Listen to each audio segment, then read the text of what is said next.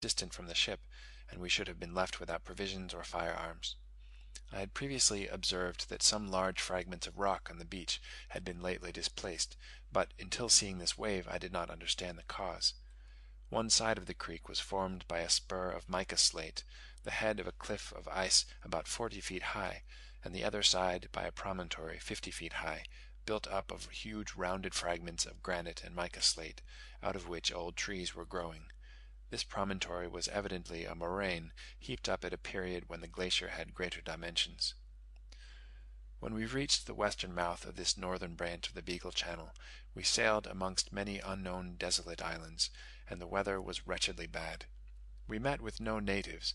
The coast was almost everywhere so steep that we had several times to pull many miles before we could find space enough to pitch our 2 tents.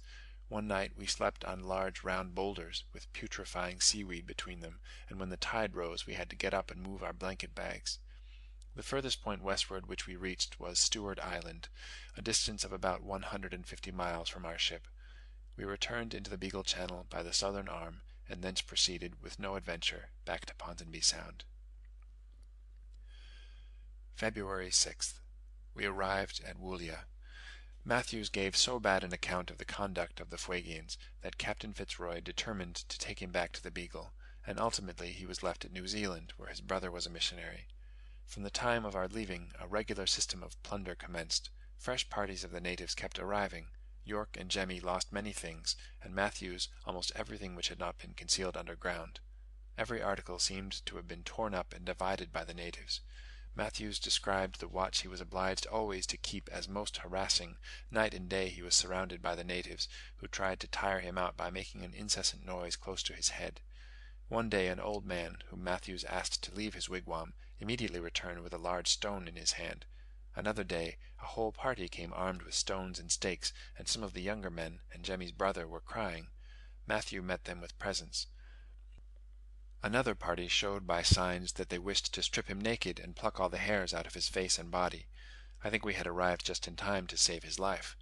Jemmy's relatives had been so vain and foolish that they had showed to strangers their plunder and their manner of obtaining it.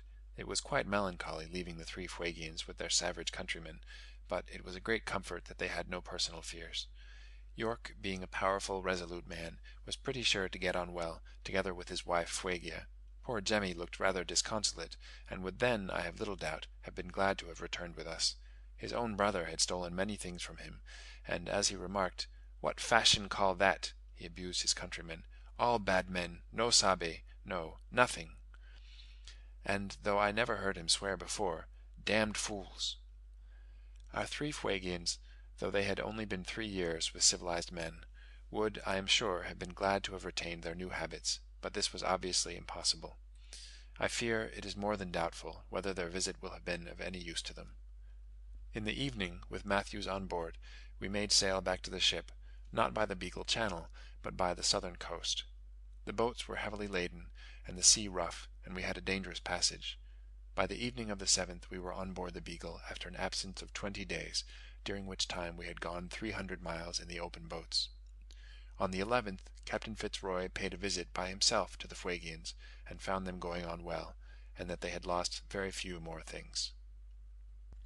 On the last day of February in the succeeding year, 1834, the Beagle anchored in a beautiful little cove at the eastern entrance of the Beagle Channel. Captain Fitzroy determined on the bold, and as it proved successful, attempt to beat against the westerly winds by the same route, which we had followed in the boats to the settlement at Woollya. We did not see many natives until we were near Ponsonby Sound, where we were followed by 10 or 12 canoes. The natives did not at all understand the reason of our tacking, and instead of meeting us at each tack, vainly strove to follow us in our zigzag course. I was amused at finding what a difference the circumstance of being quite superior in force made in the interest of beholding these savages, while in the boats I got to hate the very sound of their voices, so much trouble did they give us.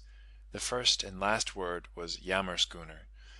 When, entering some quiet little cove, we have looked round and thought to pass a quiet night, the odious word "Yammerschooner" has shrilly sounded from some gloomy nook, and then the little signal smoke has curled up to spread the news far and wide.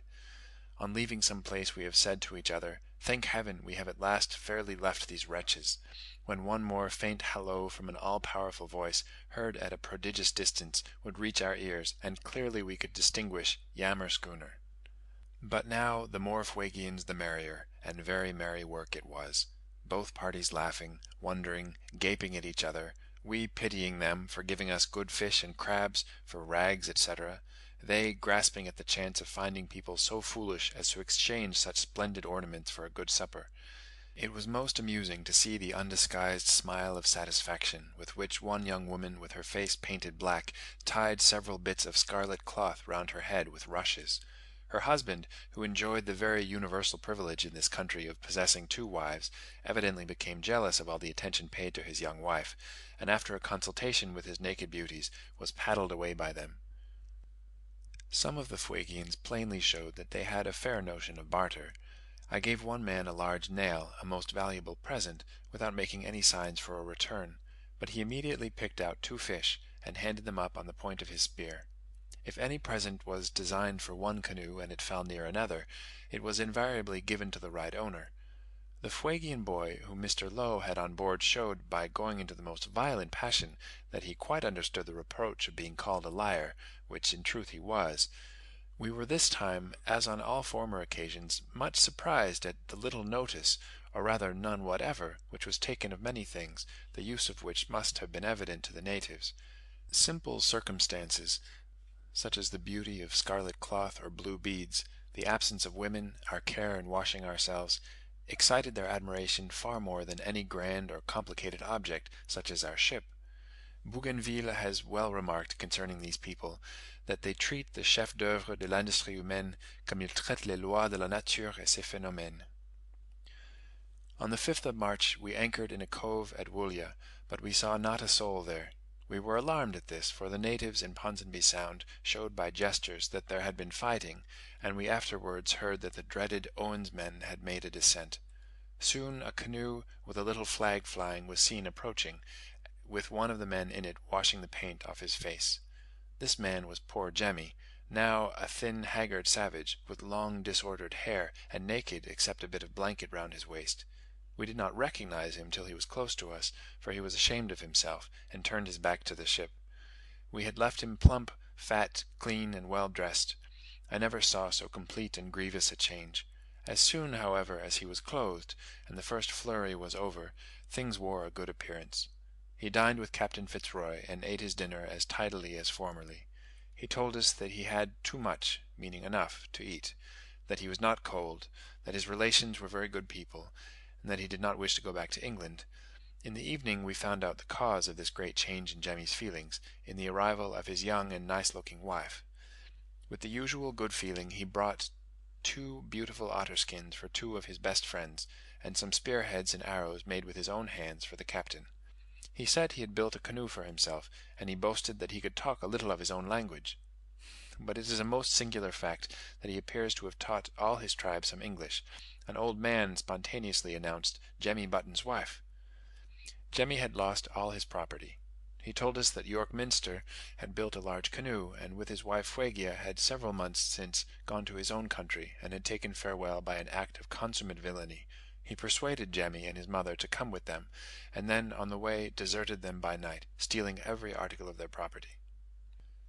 Footnote: Captain Sullivan, who, since his voyage in the Beagle, has been employed on the survey of the Falkland Islands, heard from a sealer in 1842 that when in the western part of the Strait of Magellan he was astonished by a native woman coming on board who could talk some English. Without doubt this was Fuegia Basket. She lived, I fear the term probably bears a double interpretation, some days on board. End footnote. Jemmy went to sleep on shore, and in the morning returned, and remained on board till the ship got under way, which frightened his wife, who continued crying violently till he got into his canoe. He returned loaded with valuable property. Every soul on board was heartily sorry to shake hands with him for the last time. I do not now doubt that he will be as happy as, perhaps happier than, if he had never left his own country. Every one must sincerely hope that Captain Fitzroy's noble hope may be fulfilled, of being rewarded for the many generous sacrifices which he made for these Fuegians, by some shipwrecked sailor being protected by the descendants of Jemmy Button and his tribe. When Jemmy reached the shore, he lighted a signal fire, and the smoke curled up, bidding us